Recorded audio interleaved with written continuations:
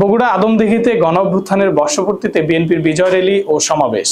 ছাত্র জনতার ঐতিহাসিক গণঅভ্যুত্থানের বর্ষপূর্তি উপলক্ষে বগুড়ার আদমদীঘিতে বিএনপির বিজয় র্যালি ও সমাবেশ অনুষ্ঠিত হয়েছে। উপজেলা বিএনপি ও সহযোগী সংগঠনের আয়োজনে মঙ্গলবার 5 আগস্ট বিকেল 5টায় র্যালি বের হয়। র্যালিটি উপজেলা সদরের প্রধান সড়কগুলো প্রদক্ষিণ শেষে উপজেলা বিএনপির কার্যালয়ের সামনে গিয়ে সমাবেশ করে। সেখানে অনুষ্ঠিত সমাবেশে বক্তব্য রাখেন জেলা বিএনপির সাবেক সাধারণ সম্পাদক ফজলুল বারী তালুকদার বেলাল, জেলা বিএনপির প্রবাসী কল্যাণ বিষয়ক সম্পাদক ও বিশিষ্ট ব্যবসায়ী আব্দুল মান্নান ও উপজেলা বিএনপির সভাপতি আব্দুল মোহিত তালুকদার।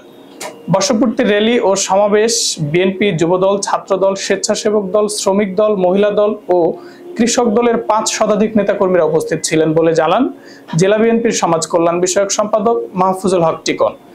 সমাবেশে বক্তারা বলেন, গণতন্ত্র প্রতিষ্ঠায় জুলাই বিপ্লবের চেতনাকে ধারণ করে আমাদের এগিয়ে যেতে হবে। ফ্যাসিস্ট হাসিনা ভারতে পালিয়ে গিয়ে দেশবিরোধী ষড়যন্ত্রে লিপ্ত রয়েছে। দলের ঐক্য অটুট রেখে আওয়ামী ফ্যাসিস্টদের ষড়যন্ত্র ও সকল অপকর্ম রুখতে হবে।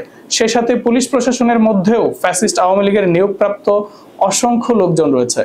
বক্তারা তাদের হুঁশিয়ারি দেন। এই বক্তব্য চলাকালীন অন্যান্য গণ্যমান্য ব্যক্তি ও সকল আদমদীঘি জেলা গণমাধ্যম কর্মী, মিডিয়া কর্মী উপস্থিত ছিলেন।